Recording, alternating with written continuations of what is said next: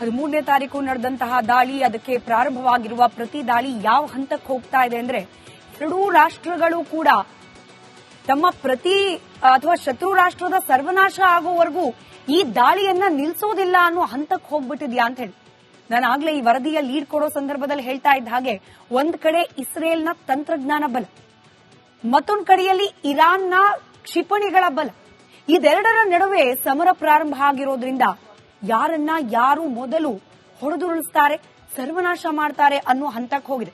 Israel ಅಂತೂ ಈ ಬಾರಿ ಕೇವಲ ಇರಾನ್ನ ಸೈನಿಕರ ಬಲವನ್ನ ಕಡಿಮೆ ಮಾಡೋದು ಮಾತ್ರವಲ್ಲ, ಈ ಯುದ್ಧ ಕೇವಲ ಇರಾನ್ನ ಸೈನಿಕರ ಮೇಲಲ್ಲ, ಬದಲಾಗಿ ಅಲ್ಲಿನ ಆಡಳಿತದಲ್ಲೇ ಬದಲಾವಣೆ ಆಗಬೇಕು.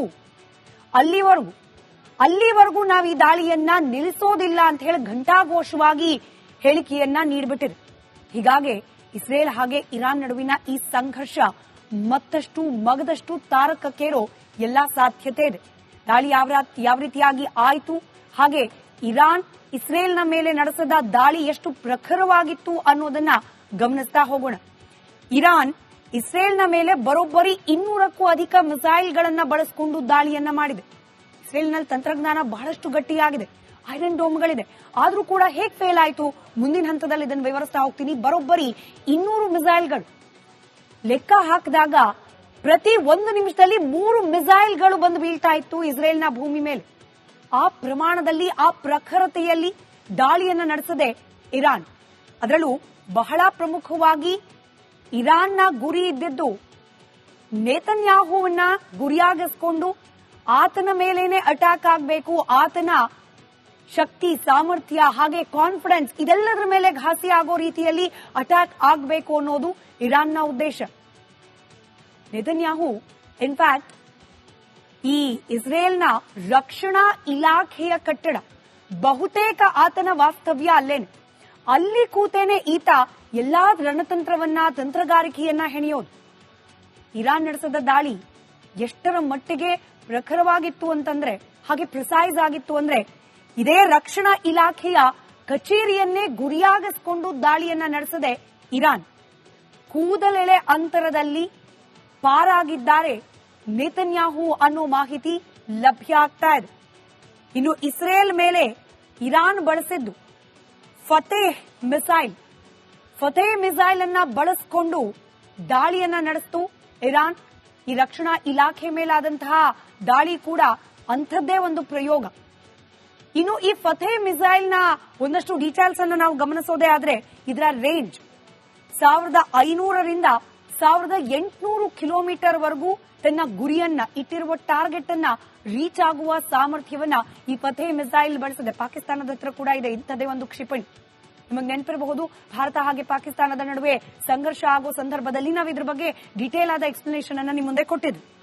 ಇದರ ಜೊತೆಗೆ ಇರಾನ್ನಿಂದ ಈ ಮಿಸೈಲ್ ಲಾಂಚ್ ಆದ್ರೆ ನಿಮಗೆ ಆ ಭೂಪಟವನ್ನ ಗಮನಿಸಿದ್ರೆ ಗೊತ್ತಾಗತ್ತೆ.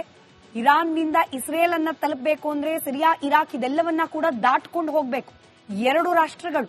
ಆದ್ರೆ ಎಷ್ಟರ ಮಟ್ಟಿಗೆ ಸ್ಪೀಡ್ ಇದೆ ಈ ಮಿಸೈಲ್ಗೆ ಅಂತಂದ್ರೆ, ಇರಾನ್ನಿಂದ ಈ ಮಿಸೈಲ್ ಅನ್ನ ಉಡಾವಣೆ ಮಾಡಿದ್ರೆ ಕೇವಲ 6 ನಿಮಿಷಗಳಲ್ಲಿ ಇಸ್ರೇಲ್ನ ಗುರಿಯನ್ನ ತಲುಪುವ ಸಾಮರ್ಥ್ಯ ಈ ಕ್ಷಿಪಣಿ ಹೊಂದಿದೆ. ಹಲವು ಫತೇಹ್ ಮಿಸೈಲ್ಗಳನ್ನ ಬಳಕೆ ಮಾಡಿ ಇಸ್ರೇಲ್ನ ಮೇಲೆ ದಾಳಿಯನ್ನ ನಡೆಸದೆ ಇರಾನ್. ಇದೇ ಕಾರಣಕ್ಕೇನೆ ಬಲಿಷ್ಠವಾದ ಏರ್ ಡಿಫೆನ್ಸ್ ಮೆಕ್ಯಾನಿಸಂ ಇಸ್ರೇಲ್ನ ಬಳಿ ಇದ್ರೂ ಕೂಡ ಫತೇಹ್ ಮಿಸೈಲ್ ಮುಂದೆ ಆ ಏರ್ ಡಿಫೆನ್ಸ್ ಸಿಸ್ಟಮ್ ಫೇಲ್ಯೂರ್ ಆಗಿದೆ. ಟೆಲ್ ಅವೀವ್ ಇಸ್ರೇಲ್ನ ಅತ್ಯಂತ ಪ್ರಮುಖವಾದ ನಗರ ಪ್ರದೇಶ. ಈ ಟೆಲ್ ಅವೀವ್ ಅನ್ನ ಗುರಿಯಾಗಿಸಿಕೊಂಡು ಕೂಡ ಇರಾನ್ ನಿರಂತರವಾಗಿ ದಾಳಿಯನ್ನ ಮಾಡ್ತಾ ಇದೆ. ಇದೂ ಸೇರಿದಂತೆ 10ಕ್ಕೂ ಹೆಚ್ಚು ಕಡೆಗಳಲ್ಲಿ ಈ ಮಿಸೈಲ್ಗಳನ್ನ ಬಳಸಿಕೊಂಡು ದಾಳಿಯನ್ನ ಮಾಡಲಾಗಿದೆ. ಮೊದಲು ಇಸ್ರೇಲ್ ಮೇಲೆ ಇರಾನ್ 150 ಡ್ರೋನ್ಗಳನ್ನ ಬಳಕೆ ಮಾಡಿಕೊಂಡು ಅಟ್ಯಾಕ್ ಅನ್ನ ಮಾಡುತ್ತೆ. ಪಾಕಿಸ್ತಾನ ಕೂಡ ಇಂಥದ್ದೇ ಒಂದು ಪ್ರಯತ್ನವನ್ನ ಮಾಡಿತ್ತು. ನಾವು ಕಂಪೇರ್ ಮಾಡಿ ನೋಡಿದಾಗ ಆ ಡ್ರೋನ್ಗಳನ್ನ ಏರ್ ಡಿಫೆನ್ಸ್ ಸಿಸ್ಟಮ್ ಡಿಟೆಕ್ಟ್ ಮಾಡಿ ಅದನ್ನ ಡಿಸ್ಟೆಬಿಲೈಸ್ ಮಾಡೋ ಹಂತದಲ್ಲೇ ಬ್ಯಾಕ್ ಟು ಬ್ಯಾಕ್ ಅನ್ನೋ ರೀತಿಯಲ್ಲಿ ಡ್ರೋನ್ ಅಟ್ಯಾಕ್ ಆಗ್ತಾ ಇದ್ದ ಹಾಗೆ ಅದರ ಹಿಂದೆನೆ ಕ್ಷಿಪಣಿಗಳನ್ನ ಬಳಸಿಕೊಂಡು ಇರಾನ್ ದಾಳಿಯನ್ನ ನಡೆಸಿದೆ. ಆ ಮೂಲಕ ಇಸ್ರೇಲ್ನ ಏರ್ ಡಿಫೆನ್ಸ್ ಸಿಸ್ಟಮ್ ಎಷ್ಟೇ ಬಲಿಷ್ಠವಾಗಿದ್ರೂ ಕೂಡ ಗಲಿಬಿಲಿ ಆಗುವ ರೀತಿಯ ಪರಿಸ್ಥಿತಿಯಲ್ಲಿ ಇರಾನ್ ದಾಳಿಯನ್ನ ನಡೆಸಿದೆ. ವೀಕ್ಷಕರೇ, ಇಸ್ರೇಲ್ ಹಾಗೆ ಇರಾನ್ನ ನಡುವೆ ಈ ರೀತಿಯಾದ ಯುದ್ಧ ಪರಿಸ್ಥಿತಿಯಲ್ಲಿ ಭಾರತದ ನಿಲುವೇನು ಅನ್ನೋ ಸಹಜ ಕುತೂಹಲ ನಿಮಗಿದ್ದೇ ಇರುತ್ತೆ. ಇದರ ಜೊತೆಗೆ ಕರ್ನಾಟಕ ಪ್ರೈಮ್ ಟೈಮ್ನಲ್ಲಿ ಮತ್ತಷ್ಟು ಮಾಹಿತಿ. 13ನೇ ತಾರೀಕು ನಡೆದಂತಹ ದಾಳಿ, ಅದಕ್ಕೆ ಪ್ರಾರಂಭವಾಗಿರುವ ಪ್ರತಿ ದಾಳಿ ಯಾವ ಹಂತಕ್ಕೆ ಹೋಗ್ತಾ ಇದೆ ಅಂದ್ರೆ, ಎರಡೂ ರಾಷ್ಟ್ರಗಳು ಕೂಡ ತಮ್ಮ ಅಥವಾ ಶತ್ರು ರಾಷ್ಟ್ರದ ಸರ್ವನಾಶ ಆಗುವವರೆಗೂ ಈ ದಾಳಿಯನ್ನ ನಿಲ್ಲಿಸೋದಿಲ್ಲ ಅನ್ನೋ ಹಂತಕ್ಕೆ ಹೋಗ್ಬಿಟ್ಟಿದ್ಯಾ ಅಂತ ಹೇಳಿ ನಾನು ಆಗ್ಲೇ ಈ ವರದಿಯ ಲೀಡ್ ಕೊಡೋ ಸಂದರ್ಭದಲ್ಲಿ ಹೇಳ್ತಾ ಇದ್ದ ಹಾಗೆ, ಒಂದ್ ಕಡೆ ಇಸ್ರೇಲ್ನ ತಂತ್ರಜ್ಞಾನ ಬಲ, ಮತ್ತೊಂದು ಕಡೆಯಲ್ಲಿ ಇರಾನ್ನ ಕ್ಷಿಪಣಿಗಳ ಬಲ, ಇದೆರಡರ ನಡುವೆ ಸಮರ ಪ್ರಾರಂಭ ಆಗಿರೋದ್ರಿಂದ ಯಾರನ್ನ ಯಾರು ಮೊದಲು ಹೊಡೆದುರುಳಿಸ್ತಾರೆ, ಸರ್ವನಾಶ ಮಾಡ್ತಾರೆ ಅನ್ನೋ ಹಂತಕ್ಕೆ ಹೋಗಿದೆ. ಇಸ್ರೇಲ್ ಅಂತೂ ಈ ಬಾರಿ ಕೇವಲ ಇರಾನ್ನ ಸೈನಿಕರ ಬಲವನ್ನ ಕಡಿಮೆ ಮಾಡೋದು ಮಾತ್ರವಲ್ಲ, ಈ ಯುದ್ಧ ಕೇವಲ ಇರಾನ್ನ ಸೈನಿಕರ ಮೇಲಲ್ಲ, ಬದಲಾಗಿ ಅಲ್ಲಿನ ಆಡಳಿತದಲ್ಲೇ ಬದಲಾವಣೆ ಆಗಬೇಕು. ಅಲ್ಲಿವರೆಗೂ ನಾವು ಈ ದಾಳಿಯನ್ನ ನಿಲ್ಲಿಸೋದಿಲ್ಲ ಅಂತ ಹೇಳಿ ಘಂಟಾಘೋಷವಾಗಿ ಹೇಳಿಕೆಯನ್ನ ನೀಡಿಬಿಟ್ಟಿದೆ. ಹೀಗಾಗಿ ಇಸ್ರೇಲ್ ಹಾಗೆ ಇರಾನ್ ನಡುವಿನ ಈ ಸಂಘರ್ಷ ಮತ್ತಷ್ಟು ಮಗದಷ್ಟು ತಾರಕಕ್ಕೇರೋ ಎಲ್ಲಾ ಸಾಧ್ಯತೆ ಇದೆ. ದಾಳಿ ಯಾವ ರೀತಿಯಾಗಿ ಆಯಿತು, ಹಾಗೆ ಇರಾನ್ ಇಸ್ರೇಲ್ನ ಮೇಲೆ ನಡೆಸಿದ ದಾಳಿ ಎಷ್ಟು ಪ್ರಖರವಾಗಿತ್ತು ಅನ್ನೋದನ್ನ ಗಮನಿಸ್ತಾ ಹೋಗೋಣ. ಇರಾನ್ ಇಸ್ರೇಲ್ನ ಮೇಲೆ ಬರೋಬ್ಬರಿ 200ಕ್ಕೂ ಅಧಿಕ ಮಿಸೈಲ್ಗಳನ್ನ ಬಳಸಿಕೊಂಡು ದಾಳಿಯನ್ನ ಮಾಡಿದೆ. ಇಸ್ರೇಲ್ನಲ್ಲಿ ತಂತ್ರಜ್ಞಾನ ಬಹಳಷ್ಟು ಗಟ್ಟಿಯಾಗಿದೆ, ಐರನ್ ಡೋಮ್ಗಳಿದೆ. ಆದ್ರೂ ಕೂಡ ಹೇಗೆ ಫೇಲ್ ಆಯಿತು, ಮುಂದಿನ ಹಂತದಲ್ಲಿ ಇದನ್ನು ವಿವರಿಸ್ತಾ ಹೋಗ್ತೀನಿ. ಬರೋಬ್ಬರಿ 200 ಮಿಸೈಲ್ಗಳು ಲೆಕ್ಕ ಹಾಕಿದಾಗ ಪ್ರತಿ 1 ನಿಮಿಷದಲ್ಲಿ 3 ಮಿಸೈಲ್ಗಳು ಬಂದು ಬೀಳ್ತಾ ಇತ್ತು ಇಸ್ರೇಲ್ನ ಭೂಮಿ ಮೇಲೆ. ಆ ಪ್ರಮಾಣದಲ್ಲಿ, ಆ ಪ್ರಖರತೆಯಲ್ಲಿ ದಾಳಿಯನ್ನ ನಡೆಸದೆ ಇರಾನ್.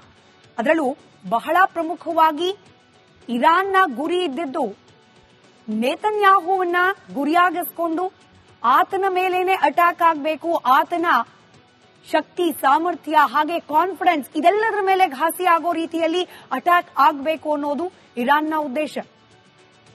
ನೇತನ್ಯಾಹು ಇನ್ಫ್ಯಾಕ್ಟ್ ಈ ಇಸ್ರೇಲ್ನ ರಕ್ಷಣಾ ಇಲಾಖೆಯ ಕಟ್ಟಡ ಬಹುತೇಕ ಆತನ ವಾಸ್ತವ್ಯ ಅಲ್ಲೇನೆ.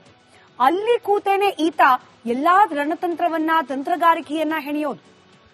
ಇರಾನ್ ನಡೆಸಿದ ದಾಳಿ ಎಷ್ಟರ ಮಟ್ಟಿಗೆ ಪ್ರಖರವಾಗಿತ್ತು ಅಂತಂದ್ರೆ, ಹಾಗೆ ಪ್ರಿಸೈಸ್ ಆಗಿತ್ತು ಅಂದ್ರೆ, ಇದೇ ರಕ್ಷಣಾ ಇಲಾಖೆಯ ಕಚೇರಿಯನ್ನೇ ಗುರಿಯಾಗಿಸಿಕೊಂಡು ದಾಳಿಯನ್ನ ನಡೆಸದೆ ಇರಾನ್ ಕೂದಲೆಳೆ ಅಂತರದಲ್ಲಿ ಪಾರಾಗಿದ್ದಾರೆ ನೇತನ್ಯಾಹು ಅನ್ನೋ ಮಾಹಿತಿ ಲಭ್ಯ ಆಗ್ತಾ ಇದೆ.